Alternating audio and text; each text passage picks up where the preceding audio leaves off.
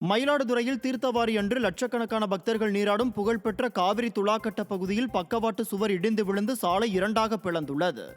மயிலாடுதுறையில் உள்ள காவிரி துலாக்கட்ட தீர்த்தவாரியில் 16 புண்ணிய தீர்த்த கிணறுகள் அமைந்துள்ள ரிஷப தீர்த்தத்தில் லட்சக்கணக்கான பக்தர்கள் புனித நீராடுவர். இந்த நிலையில் சமீபத்தில் பெய்த கனமழையால் ரிஷப தீர்த்தத்தின் கிழக்கு பக்கவாட்டு சுவர் இடிந்து விழுந்ததுடன் அருகில் இருந்த சாலை இரண்டாக பிளந்தது. இந்த விபத்து ஏற்பட்டு 3 நாட்கள் ஆகியும் நகராட்சி நிர்வாகமும் பொதுப்பணித்துறையும் எந்தவொரு நடவடிக்கையும் எடுக்கவில்லை என பொதுமக்கள் குற்றம் சாட்டியுள்ளனர்.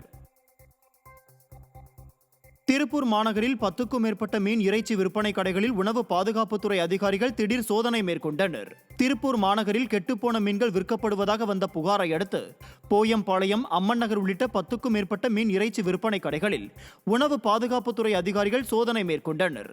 அப்போது கடைக்கு மீன் வாங்க வந்த பொதுமக்களிடம் மீன்களின் தரத்தை எவ்வாறு பரிசோதித்து வாங்கி செல்வது என்பது குறித்து அதிகாரிகள் விழிப்புணர்வு ஏற்படுத்தினர். புதுக்கோட்டை மாவட்டம் பொன்னமராவதி அடுத்த ராங்கியம் பெரிய கண்மாயில் உள்ள அழகிய நாச்சியம்மன் கோவில் வைகாசி திருவிழாவை முன்னிட்டு ஜல்லிக்கட்டு போட்டி வெகு விமர்சையாக நடைபெற்றது. இந்த ஜல்லிக்கட்டு போட்டியில் புதுக்கோட்டை மாவட்டம் மட்டுமின்றி மதுரை, சிவகங்கை, தஞ்சாவூர், திருவாரூர், திருச்சி, திண்டுக்கல், தேனி உள்ளிட்ட பல்வேறு மாவட்டங்களில் இருந்து 150க்கும் மேற்பட்ட காளைகளும் 50 மாடுபிடி வீரர்களும் பங்கேற்றனர்.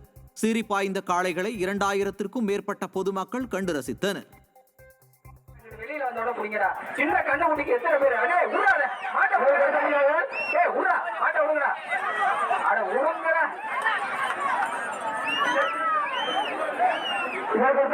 சோழவட்டி முனியன் கோவில் காலை, தென்னரசு காலை,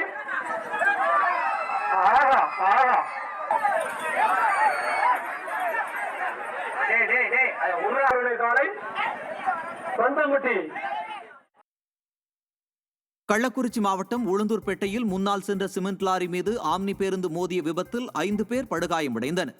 உளுந்தூர்பேட்டை புறவழிச்சாலை மேம்பாலம் அருகில் சிமெண்ட் ஏற்றிக் கொண்டு சென்ற லாரியை ஆம்னி பேருந்து முந்தி செல்ல முயன்றது.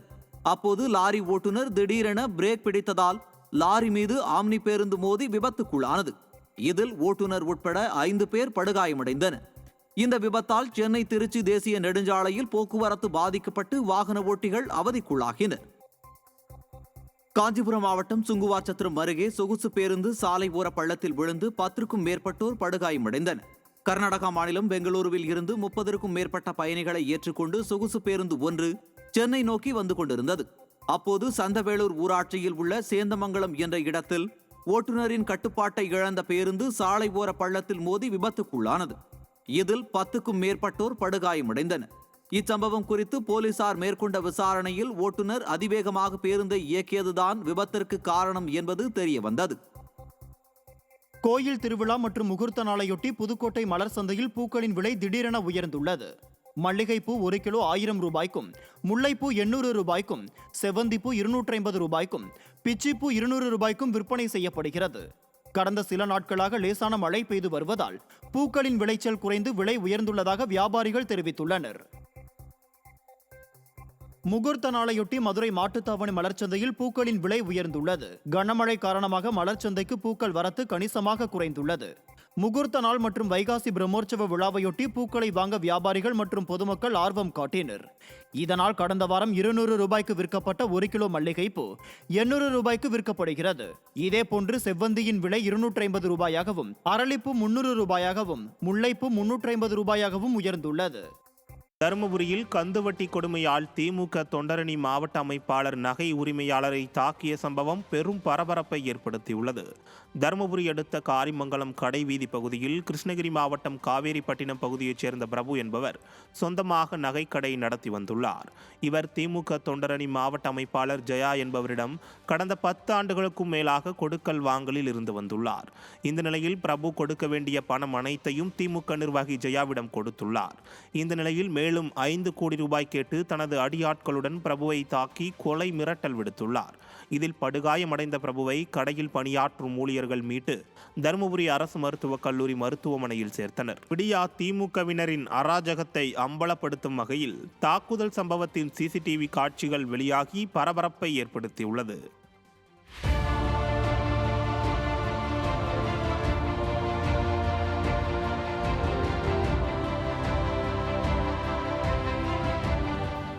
5 கோடி ரூபாய் தரணும், 10 ரூபா வட்டி, 15 ரூபா வட்டி, 20 ரூபா வட்டி, கந்து பிஸ்னஸோட மோசமாக மிரட்டி கடையாண்ட வந்து அராஜகமாக பேசி நீ இவ்வளோ பணம் கொடுக்கணும், பணம் எல்லாமே ஒரு 6 மாதம் பண்ணி பணம் கொடுத்தாரு. 20 நாளைக்கு முன்னே செக்கு கேட்க போகும்போது தான் இந்த பிரச்சனை. நீ செக்கு இன்றைக்கி தரேன்னாங்க, இன்றைக்கி செக்கு தரமாட்டேன், நீ 5 கோடி ரூபாய் எனக்கு பணம் தரணும், பிளாங்க் செக் இவ்வளோ ஃபுல்லாக கொடுத்துனுங்கிற பிளாங்க் செக் போகாமே அவங்களே ஃபில்லப் பணம் தரணும், 50 ரூபா பாண்டு 100 ரூபா பாண்டு பேப்பரில் வெத்து பாண்டில் கையெழுத்து நான் கொடுத்துட்டுருக்குறேன். அந்த பாண்டில் வந்து அவங்க இன்றைக்கி தரேன்னு நீ வெளியே தரணும். இன்னைக்கு கடை வந்து நீ 5 கோடி ரூபா பணம் கொடுத்தா தான் நான் உங்களுக்கு செக்கு தருவேன், இல்லைன்னா தரமாட்டேன். 20 ரூபா வட்டி கொடு, 15 ரூபா வட்டி கொடு, வட்டி கொடுத்து இது வரைக்கும் 1க்கு 5 மடங்காக நான் வட்டி கொடுத்துருக்கிறேன். சென்னையை அடுத்த கிளாம்பாக்கம் பேருந்து முனையத்தில் உள்ள குடிநீர் குழாய்களில் டம்ளர் இல்லாததால் பயணிகள் சிரமத்திற்கு ஆளாகியுள்ளனர். இதனால் ஒரு சில பயணிகள் சுகாதாரமற்ற முறையில் குடிநீரை குழாயில் இருந்து நேரடியாக பருகி வருகின்றனர். கிளாம்பாக்கம் பேருந்து முனையத்தில் அனைத்து வசதிகளும் செய்து தரப்பட்டுள்ளதாக பச்சை பொய்யை பேசி வரும் விடிய அரசு பயணிகளை நிர்கதியாக தவிக்க விட்டுள்ளதாக பொதுமக்கள் குற்றம் சாட்டியுள்ளனர். ஊருக்கு போகலாம் அப்படின்ட்டு கடலூர் டிஸ்ட்ரிக்ட் ஊருக்கு போகலான்ட்டு வந்தேன். தண்ணி குடிக்கலான்னு பார்த்தா தண்ணி இருக்குது, ஆனால் கிளாஸ் இல்லை. இவ்வளோ பெரிய பஸ் ஸ்டாண்டை கட்டினாங்க, இவ்வளோ தண்ணி ஒரு கிளாஸ் வைக்கிறதுக்கு கூட இதை ஒன்றும் செய்ய முடியல. அதெல்லாம் கையால் குடிக்கிற மாரி குடிச்சிட்டு போகிறாங்க. இல்லை இதனால எல்லாருமே வந்து தண்ணி குடிக்கிறது கைவசம் பிடிக்கப்பட்டது. ஆனால் நோய் தொற்று மக்களுக்கு அதிகமாக பரவக்கூடிய வாய்ப்புகள் இருக்குது. இதுக்கு வந்து அப்படின்னா நடவடிக்கை வந்து தெரியலைங்க. நிறைய தடவை நான் சொல்லியாச்சு, பரவ முயற்சி எடுத்து அதுக்கான நடவடிக்கை தெரியல. திருப்பத்தூர் மாவட்டம் ஆம்பூர் அருகே கனமழையில் வீட்டின் மேற்கூரை இடிந்து விழுந்த விபத்தில் 2 பேர் படுகாயமடைந்தனர். ஆம்பூர் மற்றும் அதன் சுற்றுவட்டார பகுதிகளில் நேற்று இரவு கனமழை பெய்தது. இந்நிலையில் மாங்குப்பம் பகுதியில் மதன்குமார் என்ற கூலி தொழிலாளியின் வீட்டின் மேற்கூரை மற்றும் சுவற்றில் இருந்த சிமெண்ட் கற்கள் இடிந்து விழுந்தன. இதில் வீட்டில் உறங்கிக் கொண்டிருந்த கூலி தொழிலாளியின் மகன் குருபிரசாத், அவரது உறவினர் விக்ரம் ஆகிய 2 படுகாயமடைந்து சிகிச்சைக்காக வேலூர் அரசு மருத்துவமனையில் அனுமதிக்கப்பட்டுள்ளனர். மேலும் இந்த விபத்தில் வீட்டில் இருந்த டிவி, ஃப்ரிட்ஜ் உள்ளிட்ட பொருட்கள் சேதமடைந்தன. சென்னை ஐஐடியில் MS எனப்படும் தண்டுவட மரப்பு நோயால் ஏற்படும் பாதிப்புகளை கண்டறிவது தொடர்பான ஆலோசனைக் கூட்டம் நடைபெற்றது. இக்கூட்டத்தில் MS நோயால் பாதிக்கப்பட்டவர்களின் மூளையை இறப்புக்கு பிறகு தனியாக எடுத்து ஆய்வு செய்வது தொடர்பாக MSSI மற்றும் IIT இடையே புரிந்துணர்வு ஒப்பந்தம் போடப்பட்டுள்ளது. மூளை மற்றும் முதுகுத்தண்டில் உள்ள நரம்புகளை பாதிக்கும் MS நோய்க்கான காரணம் மற்றும் மருந்துகள் இதுவரை கண்டுபிடிக்கப்படாத நிலையில் இந்நோயால் சுமார் 2 லட்சம் பேர் பாதிக்கப்பட்டிருக்கலாம் என்று MSSI அமைப்பைச் சேர்ந்த கோன்சால்வேஸ் தெரிவித்துள்ளார். அந்தமானில் தென்மேற்கு பருவமழை தொடங்கியுள்ளதாக இந்திய வானிலை ஆய்வு மையம் தெரிவித்துள்ளது. தெற்கந்தமான் கடலோர பகுதிகளில் மே 22ஆம் தேதி பருவமழை தொடங்குவது வழக்கம். இந்த நிலையில் நிக்கோபர் தீவுகள், குமரி கடல், தெற்கு வங்கக்கடல் மற்றும் தெற்கு அந்தமான் கடல் உள்ளிட்ட பகுதிகளில் நடப்பாண்டிற்கான தென்மேற்கு பருவமழை 3 நாட்கள் முன்பாக தொடங்கியுள்ளது. இந்தியாவில் தென்மேற்கு பருவமழை மே 31ஆம் தேதி தொடங்கும் என்று அறிவிக்கப்பட்டுள்ளது. மேலும் வரும் 22ஆம் தேதி தென்மேற்கு வங்கக்கடலில் குறைந்த காற்றழுத்த தாழ்வு பகுதி உருவாகக்கூடும் என்றும் 2 நாட்களுக்கு பிறகு காற்றழுத்த தாழ்வு மண்டலமாக வலுப்பெறக்கூடும் என்றும் வானிலை ஆய்வு மையம் தெரிவித்துள்ளது. தென் தமிழக உள் மாவட்டங்கள் மற்றும் அதனை ஒட்டிய பகுதிகளின் மேல் ஒரு வளிமண்டல கீழடுக்கு சுழற்சி நிலவுவதால் அடுத்த 7 தினங்களுக்கு தமிழகம் மற்றும் புதுவையில் மிதமான மழை பெய்ய வாய்ப்புள்ளதாக வானிலை ஆய்வு மையம் தெரிவித்துள்ளது. தேனி, தென்காசி மற்றும் திருநெல்வேலி மாவட்டங்களில் ஓரிரு இடங்களில் அதி கனமழையும், கன்னியாகுமரி, விருதுநகர், திருப்பூர், கோவை, நீலகிரி மற்றும் திண்டுக்கல் மாவட்டங்களில் ஓரிரு இடங்களில் மிக கனமழையும், மதுரை, சிவகங்கை, ராமநாதபுரம், தூத்துக்குடி, புதுக்கோட்டை, ஈரோடு, கரூர், நாமக்கல், சேலம், தருமபுரி, கிருஷ்ணகிரி மற்றும் திருப்பத்தூர் மாவட்டங்களில் ஓரிரு இடங்களில் கனமழையும் பெய்ய வாய்ப்புள்ளது. அடுத்த 5 தினங்களுக்கு அதிகபட்ச வெப்பநிலை தமிழகம், புதுவை மற்றும் காரைக்கால் பகுதிகளில் பொதுவாக இயல்பை விட குறைவாகவே இருக்கக்கூடும். சென்னை மற்றும் புறநகர் பகுதிகளில் அடுத்த 24 மணி நேரத்திற்கு வானம் ஓரளவு மேகமூட்டத்துடன் காணப்படும். நகரின் ஒரு சில பகுதிகளில் இடி மின்னலுடன் கூடிய மிதமான மழை பெய்ய வாய்ப்புள்ளது. வேலூர் மாவட்டம் ஒடுகத்தூர் மற்றும் அதன் சுற்றுவட்டார பகுதிகளில் பெய்த கனமழையால் உத்தரகாவேரி ஆற்றில் வெள்ளப்பெருக்கு ஏற்பட்டுள்ளது. 50 மில்லிமீட்டருக்கும் மேல் கனமழை கொட்டி தீர்த்ததால் உத்தரகாவேரி ஆற்றில் காற்றாற்று வெள்ளம் கரை புரண்டு ஓடுகிறது. இதனால் ஆற்றின் கரையோரங்களில் வசிக்கும் பொதுமக்கள் பாதுகாப்பாக இருக்குமாறு நீர்வளத்துறை அறிவுறுத்தியுள்ளது. விருதுநகர் மாவட்டம் சதுரகிரியில் கனமழை காரணமாக சுந்தர மகாலிங்க கோயிலுக்கு செல்ல பக்தர்களுக்கு தடை விதிக்கப்பட்டுள்ளது. வைகாசி பிரதோஷம் மற்றும் பௌர்ணமியையொட்டி சுந்தர மகாலிங்கம் கோயிலுக்கு செல்ல நாளை முதல் வரும் 24ஆம் தேதி வரை பக்தர்களுக்கு ஏற்கனவே அனுமதி அளிக்கப்பட்டிருந்தது.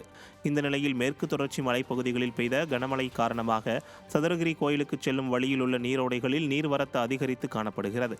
இதையடுத்து சதுரகிரி மலை கோயிலுக்கு செல்ல பக்தர்களுக்கு வனத்துறை தடை விதித்துள்ளது.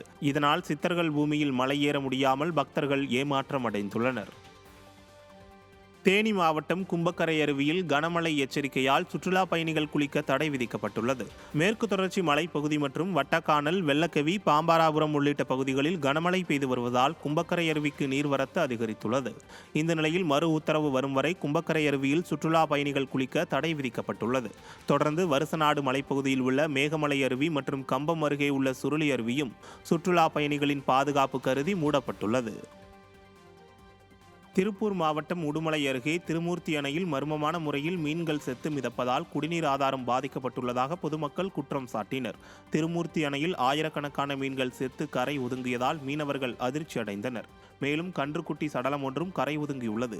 இதனை அகற்றுவதற்கு விடிய அரசு அதிகாரிகள் நடவடிக்கை எடுக்கவில்லை என்றும் இதனால் அணை நீரை குடிநீர் ஆதாரமாக கொண்ட பொதுமக்களுக்கு நோய் தொற்று ஏற்படும் அபாயம் உள்ளதாகவும் பொதுமக்கள் குற்றம் சாட்டினர். மேலும் விரைவில் அணை நீரை தூய்மைப்படுத்த வேண்டும் என்றும் மீன்கள் இறப்பு குறித்து விசாரணை மேற்கொள்ள வேண்டும் என்றும் விடிய அரசை வலியுறுத்தியுள்ளனர்.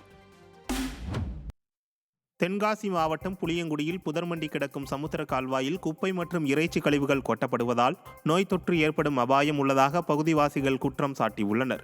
இந்த சமுத்திர கால்வாயை முறையாக தூர்வாரி முட்புதர்களை அகற்ற வேண்டுமென நகராட்சி நிர்வாகத்திற்கு பலமுறை கோரிக்கை வைத்தும் நகராட்சி நிர்வாகம் கண்டுகொள்ளாமல் அலட்சியமாக செயல்படுவதாக வியாபாரிகள் மற்றும் பொதுமக்கள் வேதனை தெரிவித்துள்ளனர்.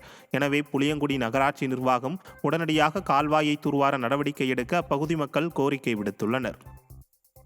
ஈரோடு மாவட்டம் தாளவாடி வனச்சரகத்துக்குட்பட்ட வனப்பகுதியில் தந்தத்திற்காக யானையை வேட்டையாடிய கர்நாடகாவைச் சேர்ந்தவரை வனத்துறையினர் கைது செய்தனர். தாளவாடி வனச்சரகத்திற்குட்பட்ட கும்டாபுரம் வனப்பகுதியில் வனத்துறையினர் ரோந்து பணியில் ஈடுபட்டிருந்த போது யானை ஒன்று இறந்த நிலையில் கிடந்தது. தந்தத்திற்காக யானை வேட்டையாடப்பட்டுள்ளது என்பது பின்னர் தெரிய வந்தது. இதையடுத்து சம்பவத்தில் ஈடுபட்ட கர்நாடக மாநிலத்தைச் சேர்ந்த முக்கிய குற்றவாளியான பொம்மன் என்பவரை வனத்துறையினர் கைது செய்து சிறையில் அடைத்தனர். மேலும் தலைமறைவாகியுள்ள மற்ற குற்றவாளிகளை வனத்துறை மற்றும் காவல்துறையினர் தேடி வருகின்றனர். ராமநாதபுரம் மாவட்டம் சாயல்குடி அருகே நடைபெற்ற மாட்டு வண்டி பந்தயத்தில் ஒற்றை சக்கரம் சேதமடைந்த நிலையிலும் மாடுகள் இலக்கை நோக்கி முன்னேறியது ஆச்சரியத்தை ஏற்படுத்தியது. செவல்பட்டி கிராமத்தில் காமாட்சியம்மன் கோவில் வைகாசி பொங்கல் உற்சவ விழாவையொட்டி மாட்டு வண்டி பந்தயம் நடைபெற்றது. இதில் மாட்டு வண்டி ஒன்று விபத்தில் சிக்கி ஒற்றை சக்கரம் நொறுங்கிய நிலையிலும் இலக்கை நோக்கி முன்னேறியது. இதனை சாலையின் இருபுறம் இருந்த பார்வையாளர்கள் கைதட்டி ஆரவாரம் செய்து உற்சாகப்படுத்தினர்.